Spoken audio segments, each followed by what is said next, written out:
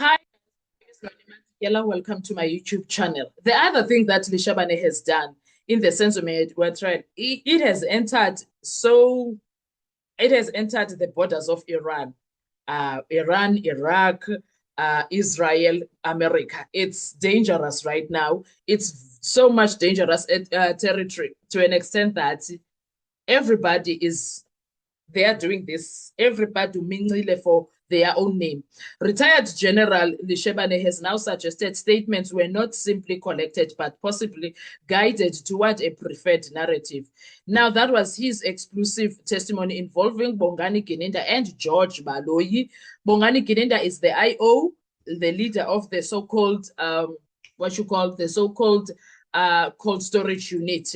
And George Baloyi is the senior prosecutor in the Senzo Meyiwa case.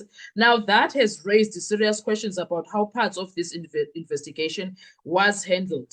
Now, it looked like there was an attempt to control the story before court, or perhaps defense is successfully creating doubt around the state's methods. I don't know, but let's break that down.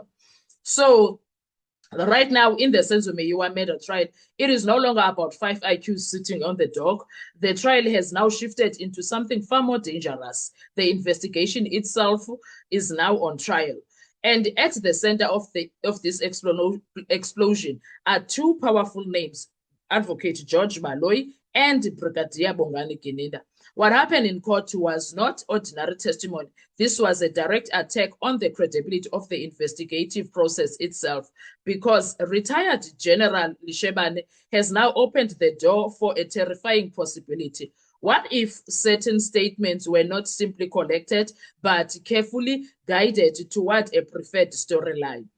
And once that idea enters the courtroom, everything changes. The moment started quietly. Defense counsel took the witness back on October 2023, a crucial moment for Lishebane. Years after the original murder had already been made or happened. Years after confessions pointing out cell phone evidence and endless courtroom battles. Then the key question came. When you were approached by Brigadier Gininda to make a statement, were you told the purpose of the statement? That question sounds simple, right? Wrong. But in criminal law, that question is deadly, because the answer can reveal whether investigators were searching for the truth or searching to support for an existing theory. And Lishebane's response immediately raised alarms. He says he was approached for a statement. But according to him, while discussing the statement process, Brigadier Gininda allegedly asked, "Are you starting from the time I had the conference?" Now pause right here. Pause right here, because that single sentence may become one of the most controversial moments in this trial. Why? Because defense lawyers can now argue that there was already expectation about how the story should begin. Not tell us everything you know, but start from this point. And in law, that distinction matters a lot, because the defense can now argue that this was not completely neutral evidence gathering. They can say it sounds like narrative framing. And once narrative framing enters a murder trial, what reasonable doubt starts growing very quickly.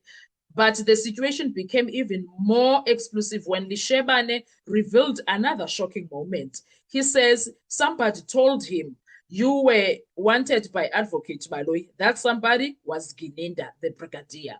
And according to the witness, that worried him. Now, suddenly, that courtroom atmosphere changed completely, because now the issue is no longer only about police investigators.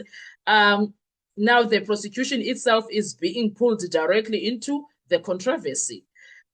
That is extremely dangerous territory for the state. Why?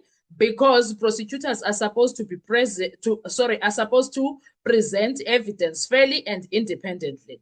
That the moment witnesses began suggesting that prosecutors were looking for specific versions of events, the public starts asking terrifying questions. Was evidence being tested, or was a story being protected? And then came another critical moment. Advocate Baloyi stepped in and said, "Please allow," what did he say? He said, Please, why are we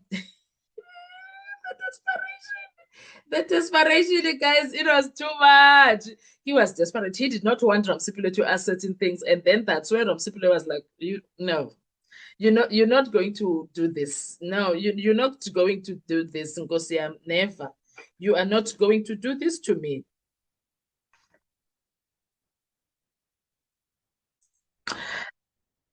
So Obaloi was very frustrated. And every time that the witness tried to explain things, he kept stopping the client, sorry, the witness.